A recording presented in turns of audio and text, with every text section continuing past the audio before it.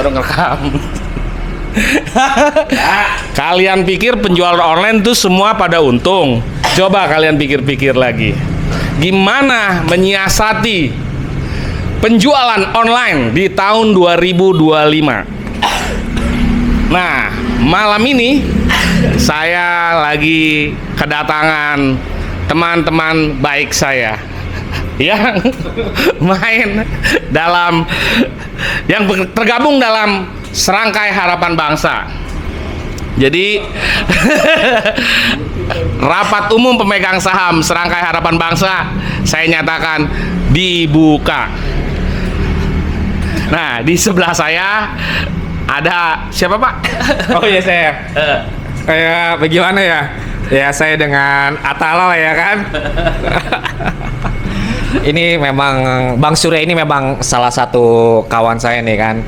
Nah, Bang Surya ini banyak kasih apa ya? Masukan lah ke kita lah seller ini ya kan. Gitu, ini termasuk ex-seller nih ya kan. Ya kan, termasuk pemain senior nih. Cuma nggak tahu nih beliau nih kayaknya udah pindah haluan nih sekarang jadi YouTuber nih ya kan. Bagaimana nih Bang kira-kira nih Bang? Coba. Dengan Bang siapa, Pak? Oh, saya. Oke. Dengan Bang Heri nih. Oke, Bang Heri. Ya. Oke, yang sebelah kanan saya Pak Bowo. Mas Bowo. Oke. Jadi mereka ini adalah hidden seller. Maksudnya hidden seller gimana? Lihat penampilannya aja, biasa-biasa aja. Tapi kalau tanya paketnya, waduh, jangan ditanya paketnya, luar biasa. Oke, sekarang Doain gede mah. Amin aja lah. Bang Heri, kenal sama kita udah kenal udah berapa lama, Bang Heri? Kenal ya. Nah, gua ke Bang Heri dulu ya, gua tempel dulu. Kalau gua suaranya kenceng soalnya. Sini deket-deket sih. Bagaimana? Bang Heri, kira-kira dunia online kita ngomong yang dulu-dulu lah. Oh, yang dulu ya. Dulu-dulu deh. Ini ngomongin manis. Yang manis apa yang ini nih, yang pahit apa yang manis nih? Yang manis-manis aja. Oh, yang manis. Manis dulu. Kenal udah berapa lama? Oh, kenal ya. Kita udah kenal udah berapa lama ya? Berapa lama ya? 2017 kali ya? 2017 kali ya? Ya, 2017. 8 tahunan lah ya? Iya. Dulu kita kenalannya pertamanya ketemu Di mana? Oh, JNE. Iya, benar. Termasuk dulu kompetitor ya? Dulu kompetitor ya? Dengan produk yang sama ya? Iya. Iya. Mengulas masa lalu. Oh, Terus? Iya, kalau ngomongin jualan online dulu sama sekarang berbeda jauh, sangat jauh sih, gitu kan. Kalau dulu memang kalau dibilang online mungkin dulu manis ya, banyak manisnya dibandingkan pahitnya. Nah, kalau sekarang banyak pahitnya dibandingkan manisnya, gitu kan. Kalau dulu mungkin kalau jualan online kita seller itu banyak plusnya, ya kan, plus untung dari produk, plus dapat cashback dari ekspedisi, ya kan, dan nggak banyak peraturan. Pertama kali nyemplung marketplace apa? Wah, yang pasti Tokopedia. Setelah Tokopedia, boleh diingat nggak? Apalagi? Habis Tokopedia? Kalau pas Tokopedia sekarangnya Shopee lah. Oh, Tokopedia, Bukalapak. Oke. Bukalapak. Bukalapak. Habis Bukalapak, Shopee. Lazada. Oh, Lazada dulu. Lazada. Bukan Shopee dulu, Pak. Shopee dulu, Pak. Oh, Shopee ya. Dulu, Pak. Shopee, bener Shopee. Nah, Shopee, Lazada, ya kan. Lazada. Sekarang ada TikTok, ya kan. Nah, itu Beli-beli dia. sempat masuk. Beli sempat masuk. Sempat masuk juga. Tapi sekarang masih di hidden nggak? Udah enggak. Susah. Udah. Masuknya juga susah. Sekarang daftarnya juga susah. Marketnya kurang, Iya. trafficnya juga kurang. Oke. Aku laku nggak masuk? Nggak main. Nggak main. Oke. Nggak main. Berarti Tokopedia, Bukalapak, Shopee, Lazada, kemudian sekarang TikTok. Iya. Kenangan terindah marketplace yang paling banyak memberikan kesan apa? Yang paling banyak kesan. Yang berkesan banyak. Tokopedia. Stop. Dah. Sekarang ke teman saya yang satu lagi. Kenal sama saya dari kapan, Mas? Sama lah kurang lebih mah. Dulu kita kenalnya di mana ya? Kalau gua tahu gua ketemuan sama dia di Jenek. Pokoknya nggak lama ya, beda setengah tahun, beda setahun lah. Oh, iya. Tapi lu main ekspedisi. Iya, ekspedisi. Mungkin gara-gara Wahana kali dulu ya? Iya, kayaknya. Gara-gara Wahana ya? Iya. Wahana main apa bla bla bla Iya. semuanya, ya udah lah. Pertama kali masuk Topet lah jalan. Topet. Topet. Habis itu Topet, Bukalapak, Bukalapak. apa ya? Lelek juga pernah mainin ya kan. Apalagi Shopee, Lazada lah. Oke. Lazada. Yang paling berkesan Topet lah jalan. Topet. Jauh Topet sama sekarang. Jauh Topet. Udah. Oke. Gua mau bahas kenapa Tokopedia bisa tutup. Tokopedia bisa tutup. Nggak tutup sih. Pindah migrasi. Cuman udah Beralih. integrasi lah bla bla bla. Terintegrasi. Pendapat lu gimana? Caur sih. Hah? Caur. Caur. Pendapat lu? Setelah diintegrasi, ya banyak plus minus ya kan. Cerita di belakang layarnya tau nggak? Apanya? Cerita di belakang layar ya. Belakang layar apanya nih? Tokopedia kenapa bisa begitu? Waduh, kalau itu lebih spesifik lagi ya, nggak paham ya. Nggak paham. Kalau kita mah seller jualan aja deh, ikutin aja aturannya. Biaya admin naik, ya ikut naik ya kan. Ikut aja udah. Cuma kalau ngomongin sekarang Tokopedia sama TikTok sekarang dia penggabungan ya. Sekarang kan jadi satu platform nih ya. Ya banyak plus minus. Ya tadi udah pasti minus ya, pelayanan sekarang Tokopedia kurang bagus lah. Beda waktu awal. Ya kan. Nah sekarang seller udah pasti sekarang udah pasti sekarang benar-benar kerja keras. Karena apa? Sekarang udah dicemplungin jadi satu. Udah makin banyak seller yang dulunya mungkin di Tokopedia nggak main, ya kan? Dulu mungkin Tokopedia main, TikTok nggak main ya sekarang jadi satu kan. Yang jualan di Tokopedia sekarang masuk ke Tokopedia. Yang jualan di TikTok sekarang masuk ke Tokopedia. Sekarang yang jualan di Tokopedia masuk ke TikTok, ya kan? Itu udah pasti seller udah tambah. Dan yang pasti persaingan makin ketat, gitu kan? Sangat-sangat ketat. Nanti kita ke sana. Bukalapak tewas. Ganti core bisnis. Nah, Tokopedia ya bergabung dengan TikTok. Jadi kalau kita perhatiin, kalau Lazada perkembangannya gimana? Cepat aja ya. Lazada kurang. Kalau kondisi Lazada traffic kurang ya. Traffic kurang. Ya ada lah. Oke. Lumayan cukup lah. Lumayan gitu cukup. kan. Lazada Udah kalah saing. udah kalah saing. Udah kalah saing. Traffic udah hancur. Ya udah. Ya customer kan sekarang nggak bohong ya, nggak munafik lah, mereka minta free ongkir, cashback, bla bla bla gitu kan. Iya. Lazada udah kurang banget. Udah kurang. Jadi kesimpulannya tinggal sisa dua pemain besar, Shopee sama TikTok. Setuju nggak? Setuju nggak? Shopee sama TikTok ya. Dua ini pemain yang lagi beradu nih kira-kira nih. Nah, Shopee sama TikTok nih, gue tanya Mas Hunya dulu, cara bermainnya gimana? Coba kasih tahu nih buat yang mau belajar, mau jualan online, atau buat yang udah terjun di jualan online, kira-kira untuk bisa survive di Shopee dan TikTok seperti apa? Suhunya. Suhu dari mana sih? Coba. Paket juga biasa-biasa aja. Iya, Yang penting coba. cukup lah. Apa Pak? Ya kan? Info Pak, cara mainnya sekarang gimana Pak? Kalau sekarang itu kok dibilang cara main itu sekarang itu kedua platform ini sangat-sangat ketat ya. Karena udah sekarang kalau dipikirin sekarang emang kompetitor juga banyak ya kan. Udah gitu sekarang juga kita jualan sekarang margin tuh sangat-sangat ketat banget. Kenapa dibilang ketat ya itu karena udah potong udah banyak sekarang. Pertama sekarang potongan sekarang udah jelas kita tahu lah adminnya itu udah sangat-sangat gede lah. TikTok itu tembus di atas 15% udah pasti 15 sampai 17 tahu saya untuk kategori yang barang yang saya jual. Tapi kalau untuk jual itu baru adminnya, belum ngomongin biaya affiliate ya kan. Kalau misalnya affiliate dimasukin minimal 10%, itu minimal 10%. Udah ketahui lah tadi udah bayar admin minimal 10%, belum lagi kalau iklan. Nah, seller harus margin berapa persen tuh?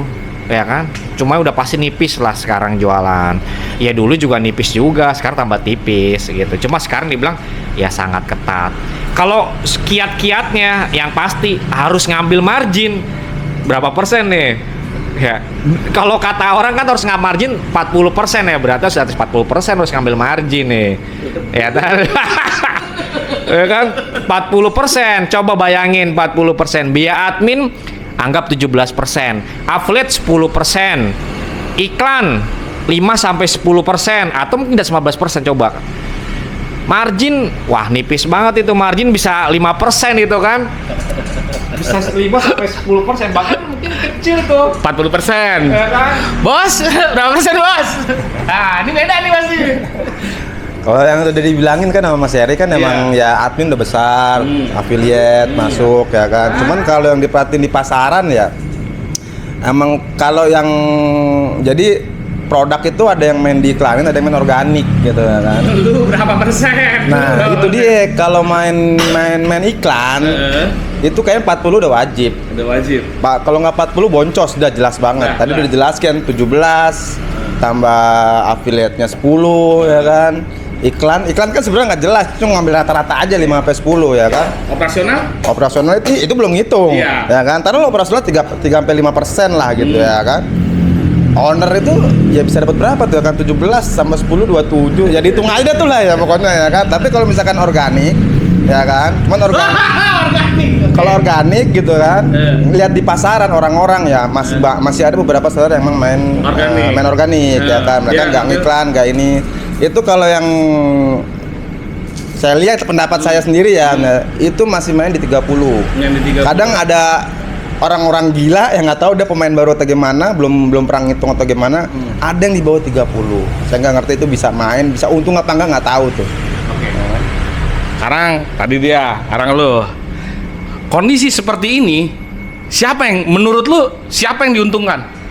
Menurut lu siapa yang diuntungkan? Kan kita ada pada potongan.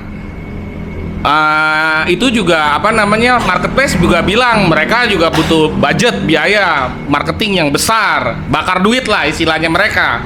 Nah, terus ya mereka siapin program kayak selisih gratis ongkir, subsidi barang ke pembeli.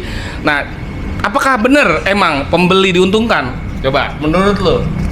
Kalau menurut gue sih ya pembeli emang yang paling diuntungkan dari pembeli gitu ya kan. Mereka dapat banyak pilihan lah. Lah kan harganya udah dinaikin. Enggaknya, ya kan. Cuman kalau ngeliat dari iklimnya sekarang ya orang-orang ya kan, mereka udah bener-bener dibuai dulu tuh ya kayak Shopee, Topet semua pada bakar duit kan. Itu bikin habit. Nah, orang-orang udah kena nih habitnya nih, nggak mau keluar rumah ke mall, nggak apa-apa, tinggal di online aja dapat. Gitu ya kan. Tapi kalau misalkan ngomong diuntungin, pembeli udah jelas diuntungin, ya kan. Nah, yang kedua itu adalah yang mesti diperhatiin lagi masalah seller baru, seller terutama yang baru ya kan, itu mesti ngitung bener-bener secara detail. Kalau mereka nggak ngitung detailnya gitu kan, boncos. Jadi lu percaya ini semua biaya ini kalau kita dinaikin, kalau kayak kemarin yang terbaru nih, gratis ongkir, dinamis kena. Ya. Nah, itu lu yakin percaya bahwasannya itu nanti akan nyampe ke konsumen terakhir? Yakin lu? Kalau mereka diuntungkan. Diuntungkan. Iya, cuman kalau ngomongin tadi yang gratis ongkir dinamis yang baru lah, yang bakal diterapin yang baru nih ya kan, itu jelas. Kalau gue bilang kasarnya kayak perampokan. Nanti. Nah, oke. Udah, nanti kita sana. Menurut lu, ya kayak tadi dengan biaya admin tinggi, tambahan lagi dengan affiliate. Afiliator untung lu, nggak kerja, nggak nyetok, nggak apa. Nah, makanya situasi seperti ini siapa yang paling diuntungkan? Coba. Kalau buat afiliator sih sebenarnya ya plus minus. Kalau dengan situasi saat ini ya pasti diuntungkan pembeli. Udah pasti. Karena segala sesuatu itu yang tanggung itu seller. Dari biaya admin, ya kan. Mereka pembeli dapat gratis ongkir itu nanggung seller, bukan marketplace. Karena potongan dari marketplace ke seller itu sangat besar, gitu kan. Udah gitu belum tambah lagi cashback. Kalau lagi ada promo event-event tertentu itu kadang pembeli itu dapat potongan tuh bisa 5-10%, kadang bisa lebih gitu kan, momen tertentu gitu kan. Kalau lagi pas marketplace-nya ada event ya kan, ada promo gitu kan. Nah itu dia. Nah seller ya udah makin lama makin margin makin nipis ya tadi affiliate, belum potongan affiliate ya kan. Affiliate mah enak lah ya. Dia tinggal pas. Sebenarnya dalam hal ini affiliate dan seller itu sama-sama menguntung, sama-sama cuan. Ya kan, sama-sama cuan. Tapi lebih cuan affiliate dibandingkan kita. Kita kalau kita buka misalnya 10% ke affiliate, mungkin seller margin bisa lebih di bawah itu, gitu kan. Tapi ya bagaimana, dalam hal ini kan sama-sama menguntungkan. Tapi kalau affiliate ya udah pasti dia nggak pusing mikirin packing, nggak perlu mikirin stok, nggak perlu mikirin barang retur, barang pecah bagaimana, dia nggak mikirin. Yang penting dia cuma bikin konten, promosi, jalan, ya kan, ada order masuk, kita seller yang packing, gitu, ya kan. Nah, kalau menurut saya seperti itu, Pak Surya, ya kan? Coba. Nah, oke, menarik nih. Nah, sekarang gini, ya kalau afiliator itu ya diuntungkan, ya benar juga sih. Sekarang ya afiliator juga kan mereka membawa traffic ya. Jadi kalau dibilang nggak menguntungkan, ya dia untung sih, dia untung dari sisi dia nggak pegang operasional, nggak pegang barang sama itu, dan dia generate traffic, itu oke lah, kita masih diterima.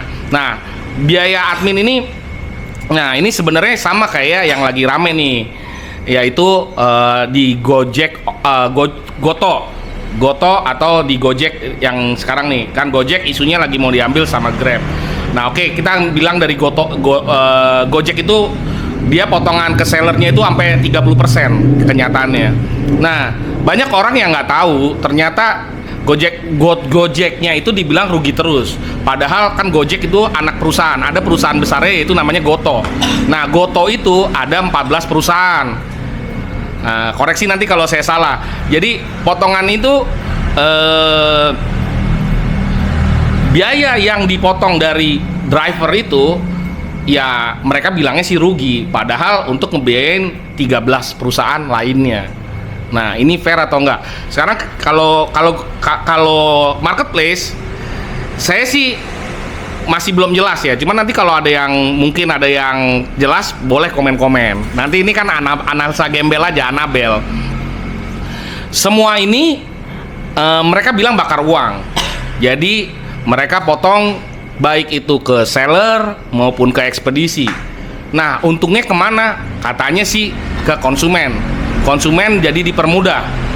Apalagi tadi Mas Bowo udah bilang habitnya sudah dibeli, yaitu dengan membiasakan diri untuk mencari barang, sourcing barang, searching barang itu di aplikasi online. Sedangkan kita tahu mereka itu adalah perusahaan asing. Nah, apakah mereka bisa buka-bukaan bahwasannya keuntungannya itu memang murni 100% dikembalikan kepada konsumen atau enggak? Nah, itu jadi pertanyaan. Soalnya gini Bang, perusahaan itu bikin aplikasi. Nah, dia bikin perusahaan karena kan ada di sini perusahaan modal asing. Nah, dia bikin, nah itu judulnya yang ada di situ pemiliknya itu cuma nomini doang, cuma nama doang yang dicatut. Jadi keuntungannya itu lari. Duitnya itu, dan itu mereka nggak terbuka. Nah, sekarang kalau kenapa saya tanya lagi, sekarang kalau dengan biaya tinggi tadi, misalnya dari HPP kita dari seller itu naikin rata-rata 30% atau 40%, terus bedanya kita sama offline nanti apa Bang? Bedanya kita sama offline nanti apa kalau harganya udah naik 30%? Adminnya maksudnya? Iya, bahkan kita seller sekarang jualan. Iya, oke lah, sekarang 17 ya. Kan 17. Mungkin kan nggak nutup kemungkinan. Operasional, ya minim aja 20% lah. Iya. Jadi emang kalau ngeliat dari iklimnya sekarang emang ya, sama offline itu kadang harga tuh nggak terlalu jauh berbeda ya. Cuman kalau dari apa sih namanya habitnya orang Indonesia, yang maaf nih ya kan literasi kurang, males, bla bla bla gitu ya kan. Bedanya online sama offline ya, kalau ke offline kan misalkan contoh kita kalau mau beli sayur gitu ya kan, mesti ke pasar dulu, becek-becekan kalau pasar tradisional gitu kan, ngantri di kasir kalau di pasar modern market gitu kan. Tapi kalau di online mereka nggak habis waktunya. Mereka bisa di kantor, dan di kantor lagi kerja nih, kantor bisa ngorder atau nyampe rumah tinggal masak, nggak perlu ngantri di pasar lagi gitu ya kan. Cuman kalau ngomongin bedanya offline sama online untuk harga ya, Sekarang malah kadang ada beberapa produk malah murahan di offline. Gitu. Tapi tergantung orangnya. Gitu kan. Kalau dia ada waktu lebih, dia bakal ke offline. Tapi intinya ya balik lagi, orang tetap akan walaupun dia lebih mahal lah, sama atau sama persis sama ya. offline, tetap orang pasti pilihnya ke online. Pilihnya ke online. Soalnya kan Karena sekarang kemudahan itu. karena kemudahan dan juga kalau terlebih kalau di Jakarta ya, di Jakarta kan apa namanya? Kalau di daerah kan namanya slow living, kalau di Jakarta fast living ya namanya. Apa ya itulah pokoknya. Nggak tahu sih. Ya kan pokoknya kalau orang daerah kan slow living tuh ya kan, jadi mereka santai. Cuman kalau di daerah barangnya agak sulit. ya kalau Dapat. Nah, kalau menurut lo, Oh, style. stylenya kan di sini mesti Aduh. apa bedanya sama offline? Jadi kalau ngomongin antara offline sama online sekarang tadi mungkin dia benar juga nih, ya kan? Kata nih ya kan teman-teman di sini ya. Mungkin kalau yang sekarang tadi pasti berbeda lah. Kadang mungkin ada berapa barang itu kadang-kadang tuh masih murah di online, ya kan? Kadang offline-nya mahal. Tapi kadang-kadang ada berapa orang tipe kadang nggak puas gitu kan, dia nggak puas dengan belanja online gitu, pernah kecewa atau bagaimana, dia akan pasti belanja offline meskipun harganya agak naik, tapi minimal dia puas ngeliat barangnya. ya, terutama di PS. Nggak semua barang bisa beli di online gitu kan, kayak contoh mungkin kayak tadi untuk kategori tertentu misalnya kayak sayuran, ya kan, sayuran mungkin tadi ada berapa ya mungkin kadang tadi bener juga ada yang mungkin yang tipe kadang-kadang orangnya males gitu kan. Males kadang-kadang dia biasa online maunya duduk manis, barang datang ya ada juga yang begitu ada. Tapi kan ada berapa barang kan kalau ngomongin sayuran kan pasti kan atau ada berapa item kan yang memang harganya memang kadang justru murah di offline, ada juga malah di online gitu kan. Ya karena tadi kembali lagi kan orang biasa habitnya belanja online, duduk manis, tiba-tiba ada kurir datang, Gojek datang, Pak barang datang nih udah sampai. Nah, itu dia. Nah, tapi memang dengan kondisi sekarang dengan tadi ada kenaikan tuh seller harus ngambil margin minimal sekian ya tadi apa bedanya antara offline dan online? Kemungkinan bisa jadi antara barang di online sama di online bisa jadi sama atau lebih murah atau mungkin lebih mahal tergantung jenis barangnya. Kalau ngomong ekstrimnya online lebih mahal karena kan biaya admin naik terus. Iya, tapi ada Belum beberapa ada- kadang, tapi belum ada, ada yang ada, fix. ada beberapa kadang-kadang misalnya kalau kita tinggal di Jakarta, kita mau cari barang semua terjangkau. Gitu kan. Kita mau cari barang apa? Semua ada mungkin. Tapi kalau untuk di daerah kayaknya keterbatasan dengan lokasi ya. Karena kan nggak semua bisa dijangkau dengan transportasi, ya kan? Nggak semua di wilayah itu jual barang, nggak semua tuh apalagi di daerah nggak semua barang tuh jual yang ada di online gitu kan. Maksud jualan di offline gitu kan, jadi mereka carinya ke online gitu. Apalagi dengan adanya gratis ongkir, mereka duduk manis saya tinggal belanja udah sampai. Lebih banyak itu yang belanja online itu kayaknya memang luar Jabotabek, luar pulau. Luar kota. Setuju ya. Setujunya ntar. Nah, kita tunda dulu. Oke. Kalau sekarang gue tanya dulu, nanti kita akan satukan. Nah, sekarang udah lagi minum, gue tanya, Bang, kalau menurut lu, berarti tadi dengan segala kemudahan yang ada di online, menurut lu masyarakat dengan ada sistem online begini akan jadi lebih konsumtif apa enggak? Jelas konsumtif. Apalagi Jelas. banyaknya jelas konsumtif. Jadi lebih sering belanja. Jadi sering belanja ya kan emang. Yang tadinya nggak penting jadi harus jadi beli. Iya, jadi yang tadinya nggak mau beli, gara-gara dia ATC satu produk, misalkan. Taruhlah misalkan dia ATC keranjang baju gitu ya kan. Tapi dia ngeliat di toko itu ada gayung, ada apa gitu kan. Terus ada iming-iming potongan bla bla bla ya kan. Yang tadinya sebenarnya dia punya tuh gayung di rumah gitu kan. Beli Apalagi ATC sekarang lagi. media sosial. Banyak apa semua. Ini lucu nih. Lucu ya kan. Terus juga Jadi lebih konsumtif. pasti lebih konsumtif. Pasti lebih konsumtif. Langsung konsumtif. Oke, Nah, kan. selesai dulu, situ dulu. Menurut lu lebih konsumtif? Ya sama jawabannya, yang pasti lebih konsumtif. Kenapa lebih konsumtif tadi? Tadi dengan adanya sekarang apalagi udah digital ya, orang main HP, scroll dilihat yang live ya kan, yang live ngeliat ada potongan harga, gratis ongkir gitu kan, jadi orang tertarik gitu kan. Oke.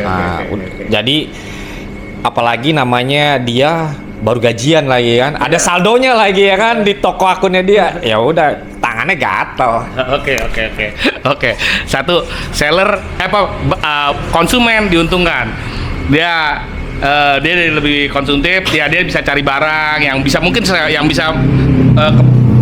yang bisa menutupi kebutuhan dia atau keperluan dia. Kadang juga dari barang-barang juga bisa, salah satunya juga buat jadi alat kerja kan juga bisa, nggak cuman melulu yang konsumsi.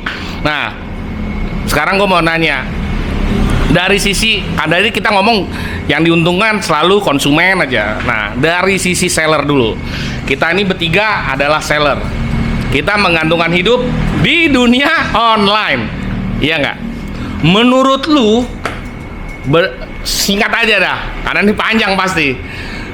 Singkat aja, menurut lu platform online ini bermanfaat atau enggak? Berkaca dari diri kita sendiri-sendiri yang menggantungkan diri di dunia online. Menurut lu platform? Ya kalau dibilangin misalnya menguntungkan buat seller, ya pasti ada plus minus ya. Ya kan, nggak munafik apa yang dibilang tadi Bang Surya, ini memang kondisi ya kita memang udah lumayan main lama lah ya di online. Dan kita jadi hidup. Ya alhamdulillah cukup lah gitu kan, ya kan cukup, kita ada lebih buat keluarga, ya kan bagi saya udah cukup lah itu kan. Jadi memang ya mau nggak mau ya bagaimana, karena udah rule begini, ya udah cari duitnya di sini, ya udah. Kadang-kadang yang paling ngenes itu kepada saat biaya admin marketplace naik gitu kan. Seharusnya tuh ada pembatasan tuh. Ah, itu nanti. Itu nanti. Seharusnya, ya kan? Tapi ya sudah, namanya kita cari duit di sini, admin naik, ya udah, monggo mau nggak mau, ya kan? Kita ikutin. Yang ada apa nih ya? Yang ada margin seller makin nipis. Setuju? Itu nanti. Mas Bowo, nah, sebagai seorang seller online profesional dan menggantungkan hidup, bagaimana Anda pandangan Anda terhadap platform? Kalau untuk adanya online ini ya marketplace Terima ya. kasih Shopee, terima kasih Tito. Marketplace ya kan. Ini kan namanya perubahan ekonomi ya, dari yang dulu offline lari ke online gitu ya kan. Sama kayak COVID, sama kayak pada waktu COVID. Ada yang jatuh, ada yang naik gitu ya. Kebetulan Bapak naik, jadi Bapak nggak masalah. Alhamdulillahnya saya naik gitu kan. Alhamdulillahnya Kalau naik. Bapak yang jatuh gimana? Cuman kalau yang plus minusnya kalau dalam skala secara umum ya, Iya. gitu ya kan. Ekonomi lagi lebih merata. Lebih merata. Lebih merata. Soalnya kenapa? Harga lebih, jadi tuh misalkan kita ke toko elektronik gitu ya Ya, kan. kalau dulu timpang banget lah. Kalau dulu timbang banget. Jadi toko elektronik satu setrika tuh harganya 50.000 gitu ya kan. Misalkan apa kalau Magicom gitu ya kan 100.000 gitu ya kan. Kita nggak tahu lagi pasaran berapa kita beli. Kalau kita Kalau mau di online kan berbandingin kebuka. ya, mau bandingkan kan harganya jadi sama. Nah, kalau di online tuh kebuka. Gitu. Jadi lagi-lagi yang diuntungkan apa namanya konsumen gitu kan. Cuman apa ini sekarang saya alhamdulillah kalau seller kita ya kan, ya mungkin karena dulu memang kita itu jadi Bapak yang ngancur-ngancurin harga tuh orang-orang yang mainnya duluan gitu kan, ikut mainnya duluan gitu kan. Jadi ya alhamdulillah ya kan, nggak memungkiri memang ya kan. Pokoknya alhamdulillah kita bisa alhamdulillah kita jalan main di online gitu ya kan. Cuman sekarang emang untuk orang-orang online seller gitu terutama ya kan, memang lagi dalam fase lu mesti ngitung detail deh. Kalau lu nggak ngitung detail mati, adminnya gede. Organik atau Iklan. organik atau iklan? Dengan kondisi kayak begini, Organik atau iklan? iklan. Iklan, organik, iklan. Harus ada penyeimbang. Semua ini tahu nih, saya main organik. Walaupun saya dicengin, saya tetap bertahan di organik. Oke, organik atau iklan? Gue mau nanya nih, sekarang agak tajam nih. Agak tajam. Kayak pisau. Iya, ini agak tajam. Menurut lo, dengan adanya sistem online, ya online itu adanya persaingan. Bapak Heri ini juga dulu orang pasar sebenarnya. Ya, saya juga orang pasar, main di offline dulu. Kalau Bapak ini kebetulan dulunya kerja profesional. Iya, profesional lah ya. Oke. Kalau saya berdua backgroundnya di pasar, Jadi kalau kita ngomong di pasar, kalau kita ngomong pasar lah ya umumnya, agen beras ada banyak, ada 11 pasar, bener kan? Mereka selisih gope 1.000 bisa hidup bareng. Iya. Yang satu murah gope, yang satu mahal gope, yang satu mahal 1.000, yang ini 1.000. Ya, tapi mereka bisa hidup bareng. Tapi kita tahu kalau di online itu nggak bisa. Ya. Gua nggak masuk ke organik dulu, gua masuk ke iklan. Budget iklan gede-gedean. Bener. Pemain-pemain gede sekarang budget iklannya kita bisa bongkar. Berapa dia? Apakah sekarang berarti sistem online lebih menguntungkan ke yang punya budget iklan? Maksudnya ngerti ya, paham ya? Nah, apakah UMKM nih yang katanya UMKM tapi budget iklannya 1 bulan bisa 1 M lebih, itu apakah itu masuk kategori UMKM? Sekarang kita ngomong UMKM, wah ini persaingannya nggak fair, semut sama gajah. Iya bener nggak? Maksudnya kan ngerti kan di situ kan ya? Nah sekarang pertanyaan gua, siapa yang diuntungkan? Seller gede, seller kecil, dan apakah emang kedepannya marketplace itu lebih menguntungkan seller besar, pabrik dan sebagainya? Terus terang aja fair-fairan, biar semua orang tahu kalau kalian pemain kecil jualan di online, jangan berharap punya mimpi kalian jadi seller gede. Coba, bener nggak? Kan gue bilang lebih tajam. Kalau dengan kondisi saat ini ya, Ya, prediksi saat ini dan prediksi ke depan. ya kondisi saat ini dan ke depan itu yang diuntungkan pasti seller besar, ya kan? Seller Sebagai pembukaan, berbeda nggak sama dulu waktu mereka masuk di awal? Lebih fair mana? ya beda lah, beda Ya, jauh bedanya. lah. Oke. Kalau ngomongin dulu, Emosi saya.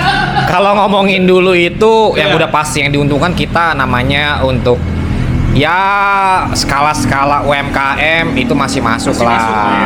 Dengan kondisi saat ini udah pasti diuntungkan ya big seller lah ya. Seller karena mereka Dengan modal yang mereka tuh punya miliaran dan atau mungkin bisa dibilang ratusan juta gitu kan. stoknya gede, Stoknya banyak ya stoknya kan. banyak. Nah kalau kita kan ya seller kecil ya, yang penting cukup aja lah, ada lebih lah. Stop dulu. Menurut lo, platform itu nantinya Gimana? akan memilih seller yang gede, artinya seller kecil akan kepangkas dengan sendiri, artinya ada kompetisi di situ, Oh. yang nantinya akan, ya itu kata Kalau kompetisi udah pasti. kompetisi udah pasti. Kalau jualan itu pasti semua kompetisi, Nah, nggak yang bertahan offline, siapa? nggak online. Yang bertahan siapa? Yang bisa survive itu panjang ke depan itu udah pasti yang big seller. Big seller punya modal gede, Modal gede, budget iklan gede, budget tekan gede, stok barang gede. stok barang banyak, bukan stok barang aja banyak. Iya, banyak. Harga mereka Harga lebih mereka. rendah. Iya, harga mereka. Gitu kan. Manufaktur atau importir langsung. Nah, itu dia. Buat orang yang main tangan kedua, tangan ketiga, tangan keempat, Ya, kalau untuk yang main tangan kedua, ya, tangan kedua, tangan ketiga masih ada untung. Tapi memang harus pilih-pilih barang, kira-kira barang yang masih cuannya kira-kira masih ada lebih. Misalnya mau barang nih kita mau jual, tadi ada kan minimal harus ngambil margin berapa, harus pilih-pilih nih kira-kira yang cuan lebih mana. Kalau misalnya emang barang itu bagus, kira-kira misalnya cuan lebih, ya udah dicoba, dites ya kan. Ya misalnya masih ada untung berapa persen, ya udah hantam aja lah. Selama kita nggak bisa menjadi big seller, ya mau bagaimana? Ya mau nggak mau kita harus putar ke situ. Jadi mau menurut lo riset. dengan kalau misalnya main kecil, dia ikut bersaing, dia ngumpulin lah remah-remahan, akhirnya dia mau ambil. Punya kesempatan nggak dia untuk menjadi big seller gede dengan kondisi dia Kalau itu kembali lagi, itu kembali kehidupan masing-masing ya. orangnya masing-masing? Sejauh apa dia kerja keras, ya Sejauh kan? apa dia hidup miskin? Ya, Apa? enggak. Hidup prihatin maksudnya. Sejauh apa tadi pertama kerja keras. Nah, kira-kira nih setelah dia mencoba dan coba kira-kira nih udah tahu nih dengan persaingan ketat seperti ini nih. Ya dia harus melangkah nih kira-kira gue mesti bagaimana gitu kan. Ya memang udah jual market itu pasti kompetisi lah, bukan nggak kompetisi lah. Gitu kan. Bos mah enak punya pabrik ngomong begitu. Mas Bowo, kita tangan kedua, tangan ketiga. Apakah kita punya peluang yang sama dengan big seller gede yang punya budget marketing? Lu budget marketing lu berapa? 5.000 sehari. Lu bersaing sama yang goceng sehari. Coba, menurut lu? Apa tadi pertanyaan? Menurut lu UMKM ini punya, kan orang udah bilang UMKM. Tadi kan Iya. gue tanya, kita manfaatin. Nah sekarang Iya. dengan persaingan seperti ini, dengan kan tadi lu bilang lu pakai iklan, lu milih iklan. Iya. Nah sekarang budget iklan yang pesaing-pesaing yang lain, kompetitor lain budgetnya gede-gedean. Ya. Terus punya lu gimana? Tadi sudah jelasin dikit ya, saya Iya, setuju sih lu ya. aja. Dia kan punya pabrik, dia Iya. ngomong begitu enak. Mumpuk banget ya. Apaan? Sama aja gua. Jadi untuk kedepannya, Tangan kedua, tangan ketiga. untuk ini jujur nih, ya kan? Iya jujur. Nih jujur nih, ya kan. Kalau gue sendiri kan, kalau saya sendiri nih ya kan, emang mulai di online ini tadi yang lu bilang bang, Apa tuh? ngumpulin dari remah-remahan, Oh, ngumpulin ngumpulin dari remah-remahan, tapi ya kan, ya pokoknya hidup tuh jangan naikin level kalau lu, maksudnya tahu diri lah, intinya seperti tahu Prihatin diri, lah. prihatin, tahu diri, prihatin, bla bla bla, pokoknya kan kumpulin. Cuman untuk kedepannya memang kalau ngomongin masalah di marketplace ya terlebih ya, memang yang bakalan diuntung lebih itu adalah pemain besar. Pemain besar. Soalnya mereka punya budget lebih apa semua dengan segala sekarang traffic itu yang iklan masih dilebihin apa gitu ya kan. Cuman buat pemain-pemain baru seller online ya kan, jangan gara-gara kayak gitu jadi minder. Enggak, jangan. Tadi dibilangin sama Mas Heri ya kan, kita mesti lebih detail lagi ngitung apa sih namanya? Kos gitu ya kan. Komponennya banyak. Biaya komponennya, pilih-pilih barang. Nih barang bisa nggak nih, masuk nggak nih? Iklannya masih bisa, kalau pakai iklan masih bisa dapat apa enggak? Ini apa? Jadi benar-benar kita nyilih dan lebih kerja keras lagi ngitung-ngitung kosnya lah kayak gitu. Kalau emang masuk, Lu masih optimis? Mesti. Enggak, gua tanya lu optimis apa enggak? kalau optimis apa enggak, Ya, itu tergantung orangnya. Ya lu. Kalau Gue lu, optimis. Optimis. Gue optimis. Kalau gue optimis, masih bisa sepanjang lu mau kerja keras. Selain kerja keras, selain ituan. Enggak, susah. Lu lu harus punya Susah. barang. Apalagi lu dengan- punya pandangan ke depan, lu harus punya barang, lu harus jadi brand owner atau jadi factory atau jadi pabrik atau gimana? Ya sekarang aja udah kelihatan bang. Iya. Sekarang udah kelihatan ya kan. Nah. Yang menang itu kebanyakan kalau nggak factory Iya, ya kan, importir. importir. Iya. Udah itu yang menang. Jadi yang dulu pernah gua alamin adalah bukan dari sekarang, dari dulu ya. Itu banyak importir pada ikut main di yang dulu gua pernah hancur, importirnya ikut main di online. Nah, berarti kan pertanyaan gua satu tadi. Kalau lu bilang ke depannya emang yang bisa bersaing adalah factory atau importir atau brand owner.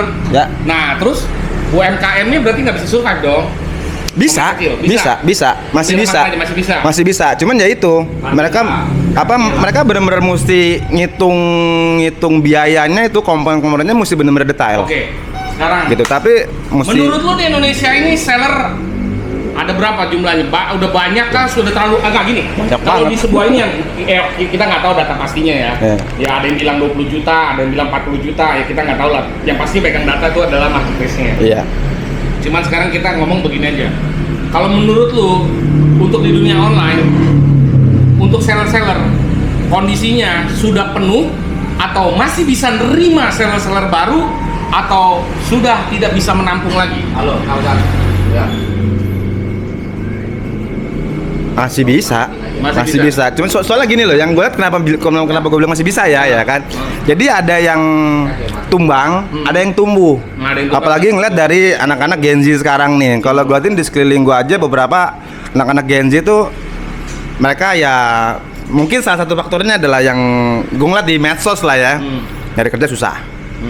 Nah dari situ mereka gimana caranya mereka dapat duit, mereka ikut jualan. Yang tadi gue bilang, sebenarnya kalau ngitung-ngitungan jadi seller supaya bisa maju, sekarang kan kurang lebih 30-40% ngambil margin, ya kan. Tapi ada seller-seller yang masih bisa, yang mereka jual tuh di bawah 30. Kalau pemikiran gua itu adalah seller-seller baru, mereka baru nyobain, yang penting mereka dapat traffic dulu, hajar dulu, gitu ya kan. Jadi ya kemungkinan kedepannya masih banyak seller baru tuh masih ini. Menurut Mas Heri, seller sudah crowded atau belum, atau masih bisa nampung atau gimana? Maksudnya Seller sekarang. Oh sekarang. Seller untuk saat ini ya sudah penuhkah? Maksudnya persaingannya udah ketat atau belum nih sekarang? Kalau ngomongin persaingan nih, Udah ketat lah, udah ketat. TikTok, Tokopedia sekarang kan udah Tokopedia dan TikTok udah gabung jadi satu, tambah lagi Shopee. Tiap hari itu pasti ada seller baru. Kalau setiap hari ada penambahan dengan kategori yang sama, misalnya anggap 10, dikali sebulan, dikali setahun udah berapa? Jadi jumlah seller itu pasti jutaan, gitu kan. Nah, dengan kondisi sekarang udah bilang sangat-sangat ketat gitu kan. Kompetitif banget. Udah mau muntah iya malahan. Maksudnya itu kalau marketplace mah nggak muntah, dia nampung aja semakin banyak database mereka itu pasti menguntungkan buat mereka. Karena apa? satu seller dan seller yang lain itu pasti kan di harganya kan dibanting-banting sama dia nih, ya kan, dikasih harga yang paling murah, dinaikin trafficnya, ya kan, dikasih murah, traffic naik lagi gitu. Jadi kalau dengan kondisi saat ini emang udah sangat-sangat ketat persaingan, udah bisa dibilang udah berdarah-darah nih, ya kan? Berdarah-darah udah persaingannya. Jadi tadi ya konsumen tadi udah satu udah diuntungkan. Terus yang kedua saya tadi bahas tentang seller. Seller tadi ya terakhir nih ditutup sama Mas Heri bilang sudah berdarah-berdarah, kompetisinya sudah ketat, dan dia tadi juga udah bilang poinnya. Makin lama bukan marginnya makin gede, tetapi marginnya makin kepotong. Setuju ya sampai situ ya? Itu setuju, Pak. Setuju. Oke, sekarang kita bahas di marketplace-nya. Nah, kenapa gua ngomong ini marketplace-nya ini berbahaya begini? Karena udah cuma tinggal 2. Kalau gua inget-inget ya, sepanjang pengetahuan gua, koreksi nanti kalau gua salah. Sebenarnya dalam segala hal semua itu enak kalau ada persaingan, bener nggak? Kalau kita ngomong kita persaingan di online, misalnya tadi yang Mas Bowo bilang, toko 1 sama toko 2 ada toko 3, toko 4 gitu. Kita udah tahu nih harganya. Yang di sini harganya 100.000, di sini 105, di sini 110, di sini 120. Tapi mungkin yang 120 dia servisnya bagus. Yang di harga 100 dia mungkin nggak cuma ngasih servis, cuman barangnya non-dus atau apa. Ya semua ada kelebihan, ada kekurangannya lah.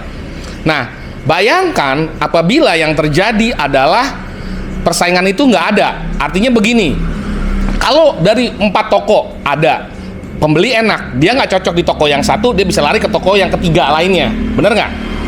Nah, kalau tokonya tinggal 3 gimana? Ya masih enak juga, masih ada pilihan kan? Sekarang kalau tokonya udah tinggal 2, berarti udah tinggal milih aja nih.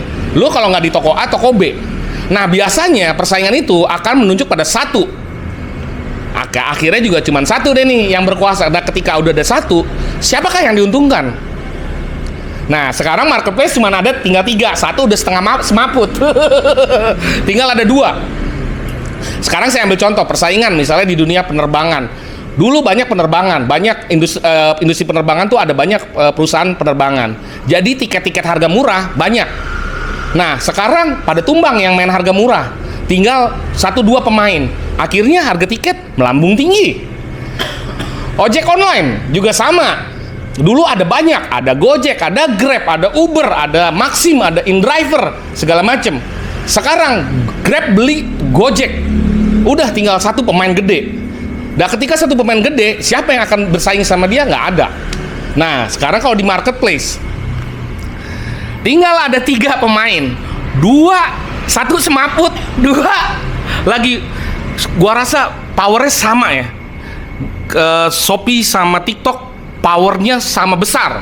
Ya, setuju. Berlomba-lomba nah sekarang apakah mereka itu kan selalu bersaingnya begini. Kalau di industri penerbangan dia menggunakan tiket murah, makanya yang tiket murah orang menang gitulah. Nah terus kalau yang di Gojek online juga sama menggunakan tarif murah. Nah sekarang kalau di marketplace gratis ongkir yang dia pakai, yang dia selalu bilang tuh dia bakar duitnya di gratis ongkir. Nah menurut lu kalau nih nanti nih jadi tinggal 1 marketplace, apa yang akan terjadi? Kalau jadi 1 marketplace, cuma ada 1 pemenang. kayaknya kalau nggak dibeli, udah tadi Grab sama Goto udah dibeli sama Grab. Ya itu nggak ada yang bisa prediksi ya. Kemungkinan hal itu bisa terjadi, tapi sepertinya itu tergantung regulasi dari pemerintahnya. Kalau regulasi pemerintahnya di open lagi, dia terima lagi nih misalnya pemain baru, ada perusahaan baru nih, salah satu e-commerce nih masuk ke Indonesia. Nah, ini pemerintah buka keran nih baru nih. Nah, itu malah justru itu lebih baik gitu dibandingkan tadi cuma ada 1 pemain itu atau 2 pemain itu takutnya monopoli pasar bisa jadi. Bener, monopoli pasar kayak yang udah aja, nggak usah jauh-jauh aja lah yang udah terjadi. Kita sekarang ini kendaraan motor cuma ada Yamaha dan Honda. Harganya segitu-gitu aja, kejar-kejaran. Mobil contohnya Toyota, Honda, mana lagi Suzuki, Daihatsu sama Toyota sama, nggak ada bedanya, 11-12 mereka satu grup. Mitsubishi aja itu sebenarnya masih Astra Group itu, masuk Astra Group. Nah, kayaknya yang sangat dikhawatirkan itu monopoli pasar. Monopoli pasar. Yang diuntungkan ya pasti company-nya gitu kan. Seharusnya emang dari pemerintah usah buka keran baru lagi. Iya, biar nggak ada monopoli pasar. Setuju ya? Nanti kita tanya dulu Mas Bowo. Menurut lo gimana? Monopoli pasar nanti ujungnya. Menurut lo solusinya gimana? Solusinya Jangan solusi deh, pandangan lo aja. Pandangan lo aja, kira-kira gimana? ya sebenarnya gue agak males ngomongin kayak gini nih ya kan. Itu juga tadi udah diomongin Mas Heri itu kan. Emang kalau udah jadi tinggal dikit lah ya intinya ya kan. Otomatis yang diuntungkan adalah company-nya gitu kan. Cuman yang kita harapin adalah contoh kayak sekarang nih banyak teman-teman driver kita pada demo lah ya. Yang kita harapin di seller online jangan sampai kita kejadian yang sama amit-amit ya kan. Kita udah kalau udah jadi tinggal 2 nih ya kan, otomatis mereka bakal ngejual benefit mereka ke customer gitu kan. Tapi yang ditekan seller lagi udah pasti. Seller lagi ya kan. Makanya tolong sama pemerintah gitu kan, bener-bener regulasi itu ditegakin, nah apa namanya, dibuat yang bener-bener bisa mihak. Jadi soalnya yang agak kesel begini. Dulu tuh ada Bukalapak, Tokopedia gitu kan, Shopee, Lazada kalau nggak salah, TikTok belum ada tuh, TikTok dulu tuh ya kan. Itu yang saya lihat ya, itu semua punya segmen sendiri-sendiri. Betul. Shopee itu ke cewek, gitu ya kan. Tokopedia ke cowok. Bukalapak itu biasanya orang-orang yang cinta apa sih? Cincai lah. Enggak, dia kalau nggak salah bidang otomotif. Shopee itu jual HP emang bukan? Bukan elektronik ya bukan? Enggak, itu beli. Cewek. Pokoknya kalau Shopee itu dulu lebih ke cewek. Fashion. Lebih fashion ya kan, ke cewek. Topet itu lebih ke cowok. Bukalapak kalau nggak salah otomotif kalau nggak salah tuh ya kan. Lazada itu lebih ke pembeli-pembeli luar daerah kalau nggak salah ya kan. Cuman segmennya elektronik kalau nggak salah HP ya. Ya kalau nggak salah ya. Ya pokoknya kurang lebih seperti itu ya Jadi kan. harusnya segmennya itu ya. Tapi gara-gara itu ya kan, Bukalapaknya bangkrut, dibeli sama Sinarmas ya kalau nggak saya. Ya kan, terus sekarang juga udah bangkrut juga. Jadi segmen-segmen orang otomotif sama itu pindah ke Tokopedia sama ke Shopee gitu kan. Ke Tokopedia dulu kalau nggak salah, baru ke Shopee. Terus apa namanya, di Bukalapak sendiri yang dulu gue lihat nih Bang, itu segmennya mereka mau kenapa beli ke Bukalapak. Tokopedia waktu itu tuh udah ada saham dari luar juga, kalau nggak salah Alibaba kalau nggak salah ya. Tolong dibenerin kalau salah. Apa namanya, jadi pembeli Bukalapak itu lebih jatuhnya orang dia cinta produk dalam negeri lah, intinya kayak gitu ya kan. Bukalapak nggak ada, udah Topet gitu ya kan, Topet nih. Nah Topet sekarang udah apa sih namanya, dibeli sama TikTok ya kan, layanan jadi hancur bla bla bla semuanya ya kan, lari ke TikTok. Sekarang tinggal dua pemain aja, TikTok sama Shopee gitu kan. Kita makin digencet lagi ya, semoga kedepannya ya jangan nambah-nambah lagi lah itu artinya. Regulasi pemerintah tolong itu aja sih. Iya bener. Tadi gue mau masuk ke situ. Kenapa sih di online nggak bisa segmented? Sekarang kalau kita ngomong kayak tadi tuh Mas Bowo bilang karena harus ada segmennya. Kalau dulu kan emang ada karakter. Jadi kalau kita balikin lagi nih, kalau di dunia offline ya kayak dulu nih. Misalnya ada Carrefour, ada Matahari, ada Ramayana. Ya itu kan mereka punya segmennya masing-masing, bener nggak? Ada orang yang sukanya ke Ramayana, ada orang sukanya ke Matahari, ada orang sukanya ke Sogo. Tetapi gara-gara kompetisi, yang dibilang namanya kompetisi, ancur-ancuran, harus berdiri cuma satu, jadi akhirnya semua pada ujungnya tidak ada yang diuntungkan. Ekosistemnya hancur-hancuran. Nah, itu yang makanya poinnya yang terakhir, yang penting itu ya tadi regulasi pemerintah. Karena gini, pembelinya udah banyak sekali, mungkin hampir rata-rata orang Indonesia bisa dibilang yang melek online itu udah banyak ya Bang ya. 80%. Udah 80%-an ya. 80 Udah pasti belanja secara online. Nah, terus juga yang kerja di industri itu, maksudnya jangan cuma sellernya aja, ekspedisinya, kerja di kurirnya, di ojek online-nya, itu berapa juta rakyat Indonesia. Kalau nggak diregulasi dan akhirnya jadi hancur dan akhirnya cuma jadi monopoli, maka ya kita sih nggak tahu. Tapi keresahan saya mungkin bisa terjadi nggak Mas Heri? Maksudnya apaan nih? Ya tadi Coba lebih detail lagi nih. Saya kurang paham nih kan. Ya kalau tadi dengan adanya persaingan akhirnya hancur semua, bukannya jadi lebih bagus. Persaingan itu kalau nggak diregulasi, bukan, ya karena kan permasalahannya kan harus ada regulasi. Iya kan? memang. Karena kan udah banyak nih pembelinya 80% ini rakyat Indonesia udah melek online. Terus belum lagi orang yang kerja yang berkaitan dengan sektor online ini gitu. Nah kalau nggak diregulasi kan nanti hancur. Nah misalnya kayak contohnya. Terus yang kerja di itu gimana nasibnya gitu? Kalau dibilang regulasi kayaknya memang dari pihak pemerintah memang harus buat aturan khusus ya, buat e-commerce ya kan. Jadi memang ada aturan memang yang kondisi memang e-commerce itu biaya potongan buat seller itu maksimal di angka berapa. Karena memang tiap tahun itu pasti ada kenaikan. Kenaikan tuh bisa 1-2% itu bisa terjadi. Coba kalau tiap tahun naik tinggal dikali 5 tahun udah berapa? Sedangkan kita yang small business gini tuh seller tuh udah margin udah ya nipis lah gitu kan. Jadi memang harus ada regulasi khusus buat e-commerce gitu kan. Biar apa ya? Biar kita juga untuk yang UMKM ini memang nggak tertindas lah ya, nggak tertindas. Langsung memang kalau dibilang banyak yang ketergantungan banyak ya. Tadi kan dibilangin juga seller banyak jutaan, banyak juga yang cari duit tadi. Ini kan semua tergantung, semua saling tergantung nih. E-commerce itu ada kurirnya, ya kan? Ada JNT, ada Si Cepat, ada Antar Aja, ada Ninja, ada Gojek. Gojek sendiri itu yang cari duit di Gojek itu kan banyak gitu, ya kan? Yang menggantungkan hajat hidupnya tuh banyak di e-commerce itu. Gitu kan. Cuma memang yang disayangkan itu tadi bicara tadi ya, yang dijaga takutnya kalau saya tangkap ya, kalau tiba-tiba nih misalnya nih e-commerce nih tutup nih, ya tadi bener ya Bang ya, tutup ya. Sedangkan yang gantungin hidup nih banyak nih di sini nih. Bukan itu aja, seller jualan dia punya tanggung jawab juga nih. Misal ngambil ke supplier produksi. Nah dia punya karyawan nih, ini kan menyangkutnya komponennya banyak banget nih Bang. Seller juga punya karyawan. Iya, saya semua punya ini. Jadi kalau untuk regulasi kayak memang wajib ya.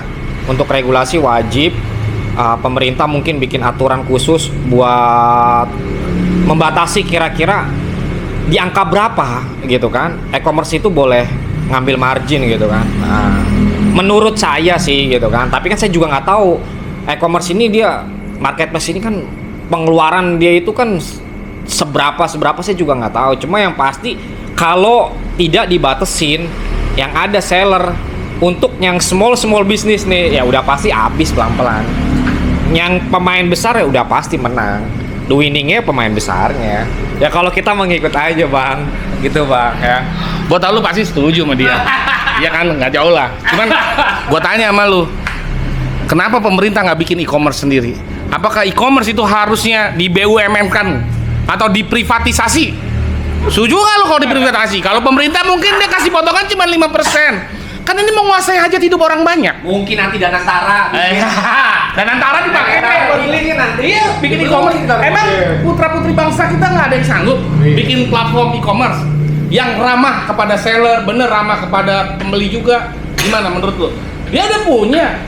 Armadanya PT Pos ini jawabannya seharusnya jawaban CEO loh. Berat ini jawaban. Jawaban CEO bukan kita yang jawab. Iya. Keras coba. Jawab tuh. Menurut lu? Kalau misalkan tadi kan udah dibilangin regulasi gitu ya kan. Gua nanya diprivatisasi atau pemerintah Bentar dulu ya kan. Gua ngomong ini dulu. Ya, Benar-benar mesti diregulasi ya kan. Jadi benar jangan sampai kita seller online kejadiannya sama kayak Gojek online. Mereka sampai demo-demo tuh dipotongan sampai 30% katanya ya kan. Seller online dipotong 30%, mati aja lo gitu ya kan. Mungkin bisa kalau nggak ada regulasi yang benar dari pemerintah. Bisa ya. Gitu ya kan. Bisa ya kan. Tapi soalnya kan namanya company perusahaan mereka mau untung ya kan. Mereka bisa alasan saya udah bakar duit bla bla bla semuanya gitu ya kan. Mending untungnya investnya di Indonesia. Iya, ya kan. Terus permasalahannya ada yang punya orang luar gitu kan. Keuntungannya mereka dia dibawa keluar gitu ya kan, nggak muter lagi di Indonesia. Itu adalah masalah utamanya gitu ya kan. Cuman tadi pertanyaan lu yang e-commerce diprivatisasi jadi pemerintah, gue pesimis. Untuk Indonesia sekarang. Untuk Indonesia sekarang. Ya kan, Indonesia sekarang pesimis. Soalnya kenapa bilang pesimis? Ini e-commerce udah berjalan, kita main dari 2015-16 Mas ya, kurang lebih ya. Cukup lah. Ya kok udah, ya pokoknya udah lumayan lah gitu ya kan. Terus pernah baca juga sebenarnya jualan online itu dari dulu, dari tahun 2010-an, 2008 zamannya BlackBerry itu udah ada pada main-main online gitu ya kan. Nah sebenarnya kan kalau pemerintah itu mereka kerja bener, mereka ngelihat, pasti kan petinggi-petingginya udah ngelihat tuh pasarnya kemana-kemana gitu ya kan, bakal seperti apa. Kenapa BUMN-nya dalam arti adalah kata pos gitu kan, itu nggak ikut main gitu. Malah yang swastanya sampai sekarang ya maaf kata ya kan, marketplace-nya punya ekspedisi sendiri gitu ya kan. Kalau pemerintahnya tegas gitu kan, harusnya yang paling menikmati keuntungan banyak itu pemerintah, dalam arti kata adalah pos. Karena pos tuh punya layanan jaringan yang lebih luas daripada ekspedisi baru. Tapi kenapa pos gak naik? Ngurusin pos gak naik aja itu udah pertanyaan besar. Apalagi mereka mesti masuk ke e-commerce yang permasalahannya lebih kompleks gitu. Jadi kalau untuk sekarang ya, tahun-tahun ini ya pesimis kalau pemerintah bakal masuk ke e-commerce. Kalau mau masuk, kenapa waktu Tokopedia nggak diambil aja sama dia? Gitu ya kan. Tapi kalau mungkin 10 tahun lagi gue nggak tahu. 5 tahun 10 tahun lah, 5 tahun kayaknya masih belum sih. 10 tahun lagi mereka bikin e-commerce, ngedukung buat UMKM, ngedukung buat seller apa bla bla, ya gue nggak tahu gitu. Cuma kalau sekarang kayaknya pesimis, agak susah masuknya. Sekian dan terima kasih. Belum selesai. Belum selesai. Pak tanggung. Ini bayarannya beda ini. Belum selesai, tanggung. Ya kenapa belum bisa pemerintah? Ya politik lah. Kita nggak bisa masuk ke sana karena politik apapun kalau politiknya belum benar, jadi ya susah. Susah kalau misalnya untuk berharap BUMN bisa maju karena sistem politik yang seperti itulah. Tapi kita nggak akan menjual. Tapi kita berharap bahwa pemerintah punya minimal ada regulasi yang mengatur supaya besaran ini. Karena ini ugal-ugalannya cuma ada di kita. Soalnya kalau kita ngomong di negara maju, kenapa mereka tidak perang-perang harga gitu? Mereka nggak bisa. Karena share margin, kalau tadi lu Bapak bilang, apakah yakin? Karena ini kita masih tergolong kecil. Kalau kita sebagai seller luar, misalnya kayak di Amerika aja, ada Amazon. Amazon potongannya, kalian bisa cek aja sendiri. Berapa? Hah? Iya, pokoknya lebih besar. Bisa 2 kalinya dari yang sekarang yang ada di ini. Makanya mereka tempurnya di sini. Mereka tempurnya di sini. Tetapi kalau kita ngomong kenapa nggak bisa gede, ya kan beda wilayahnya, pendapatan per kapitanya beda, ekonominya juga beda. Nah, tetapi ya itu tadi, ya ini menguasai hajat hidup orang banyak. Nah, menguasai hajat hidup orang banyak, makanya ya kita harus berharap dari pemerintah kalau ada regulasi. Karena kalau tidak, ya tadi nasib seller-seller, nasib pembeli, nasib ini yang semua nanti pada akhirnya nggak ada yang diuntungkan. Dan akan kalau misalnya industri ini kolaps, hancur semua karena akibat dari persaingan yang tidak yang membabi buta lah. Sekarang gini aja lah, kita ambil contohnya aja lah. Kita di antara seller aja, kita seller nih, kita jualan, kita dagang. Misalnya kita di pasar aja, kalau kita terlalu minim ambil margin, nah tadi kan udah disebutin sama Mas Bowo, ada banyak juga seller yang tumbang, bener nggak? Iya. Seller yang tumbang itu adalah biasanya bukan yang jualan paling mahal, biasanya yang terlalu berambisi, yang sok grosir, yang sok pia-pia, yang mau sosok adu-adu harga, tapi akhirnya ya dia duluan yang pertama jadi korban. Sebenarnya kan kalau kita ngadu-ngadu harga begitu, ujung-ujungnya kan nggak ada yang untung. Setuju nggak? Setuju. Bener nggak? Iya, setuju. Akhirnya kan ada kesepakatan bersama bahwasannya kita emang minimal ada margin tertentu yang harus kita ambil supaya ada ruang untuk misalnya untuk riset, development, buat kalau misalnya ada buat biaya hidup, ada buat biaya kesalahan, biaya kegagalan, iya kan? Kalau yang biasa yang main modal hancur-hancuran harga biasanya malah dia yang duluan yang hancur. Iya benar. Setuju ya? Banyak yang hancur kan? Nah, kalau udah hancur kan akhirnya karyawannya nggak bisa kerja, dianya tutup bangkrut, mungkin kelilit pinjaman. Iya nggak? Iya benar. Sudah banyak yang terjadi itu di sekeliling kita. Kalau dibilang seller banyak yang ngerungkat, sebenarnya banyak. Nah itu. Bukan, pokoknya pemain online tuh pasti ada aja. Tiap tahun tuh pasti ada yang tumbang, udah pasti gitu. Nah ya itu ya, kita yang seller yang sekarang bisa survive ya banyak bersyukur alhamdulillah ya. Nah itu makanya sebagai owner bisnis ini memang tugas berat lah ya kan, tugas berat banget gitu. Bagaimana caranya kita survive ya kan dengan usaha kita ya kan. Nah, ya banyak bersyukur aja ya kan, banyak bersyukur ya kan. Memang putar otak memang udah kewajiban, memang harus putar otak gitu. Banyak seller yang ngerungkat tuh banyak banget. Saran lu nih. Hah? Penutup saran Nih, lu. tadi penutup harus. Saran lu buat penutup. Apaan nih? Saran lu buat penutup. Penutup. Nah. Tadi kan udah. Kalau saran sih, kalau buat pemain pemula yang udah pasti itu memang kondisi pemain pemula pemain pemula nih mau masuk nih ke main online nih, udah pasti yang hal pertama harus dilihat nih produk yang laku apaan, langsung BAPP-nya berapa ya kan, karena tadi harus ada minimal margin yang harus diambil di situ. Kalau misalnya margin nipis-nipis mendingan nggak usah, mendingan duduk manis, kalau nggak kerja ya kan, udah itu aja. Karena tugas seller itu berat banget, nggak segampang itu gitu. Kalau jadi YouTuber, kalau yang atau mungkin jadi YouTuber bisa ya kan, atau jadi affiliate lah. Affiliate kan dia nggak perlu mikirin stok barang, dia cuma cukup bikin konten, promosiin. Wow. Ya kan? Jadi kalau buat pemain pemula benar-benar memang dianalisa, di riset produk apa yang mau dijual, kira-kira margin berapa ya kan. Nah kira-kira ada margin tadi yang kurang lebih range ya kan, yang tadi yang udah kita sebut ya. Kalau mau trial coba hantem ya kan. Nah itu aja ya kan, jangan lupa kerja keras, berdoa, banyak bersedekah ya kan. Nah, itu penting bro. Oke itu aja mungkin ya. Penutupan Mas Bowo. Kalau saran sih Saran buat saran kan? Saran, Bukan iya. kesimpulan kan? Iya. Jadi kalau buat pemain pemula lah ya, itu tadi ada sebagian dan Bang Mas Edi benar, mesti milih-milih barang tuh bener-bener dipilah secara teliti, detail gitu kan, biaya komponen tuh dihitung bener-bener ya kan. Kalau gue mau nambahin paling satu aja, namanya orang usaha itu ya kan, yang dipikirin bukan jualan doang, pengaturan keuangan ya kan, packing, apalagi yang sekarang nih, seller sekarang nih. Bermodal nggak? Usaha? Hah? Bermodal nggak mas?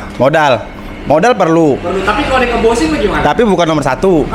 Saat itu. Bukan nomor satu, modal perlu, tapi bukan nomor satu. Yang nomor satu ada bosnya ya. ada bos. Punya modal ya. Kalau ada bosnya cakep lagi tuh ya kan. Apalagi dimodalin ya bang ya. Ini Bang Surya nih ntar jadi. Adu harga, kalau adu harga Mana dulu nih, ini dulu ya kan. Iya. Pokoknya yang sembilan ada kalau buat seller online tuh pokoknya mesti fokus dah lu nya gitu aja. enggak, kalau ada adu harga, lu lebih baik turun ke adu harga apa enggak? Jangan turun atau turun, saran lu? Kalau emang masih masuk marginnya ya Adu harga. adu aja nggak apa-apa. Nggak apa-apa. Kalau itu ya Pak ya, lu ngitung dulu gitu ya kan. Masih masuk kok buat adu harga. Ya kan? Tapi kalau nggak masuk jangan. Jangan. Kalau masuk ya ikutin, kalau nggak masuk jangan. Soalnya kenapa Kalau ya? harga kan kelihatan, tapi budget iklan kan nggak kelihatan. Nah itu dia. Soalnya sekarang traffic ya itu tadi dibilang, makanya kita lebih cenderung ke iklan. Traffic marketplace sekarang lagi nyari untung, salah satunya dari iklan, mereka dapat untung. Jadi ya yang ngasih duit banyak sama mereka diprioritasin gitu aja. Saran lu? Saran gue ya fokus, Hitung-hitungan. hitung-hitungan, cari barang yang bener, dihitung yang bener ya kan. Terus Kerja fokus, keras, kerja fokus tuh pokoknya fokus. Hidup prihatin, Hidup prihatin, ya, berdoa. sedekah. Lu jalanin apa namanya, ikhtiar bumi sama ikhtiar langit dah. Ini gua tunggu. Ikhtiar langit sama ikhtiar buminya tuh lu jalanin dah ya kan, jangan bumi doang dah, udah gitu aja. Dunia online ini haram atau halal? Oke. Buat penutupan, buat pemerintah, tolong kami lah. Tolong kami supaya ya bisa menguntungkan biar semua orang yang bergantung di inian di ekonomi digital ini bisa hidup dan bisa sustainable. Akhir kata, rapat umum pemegang saham saya tutup.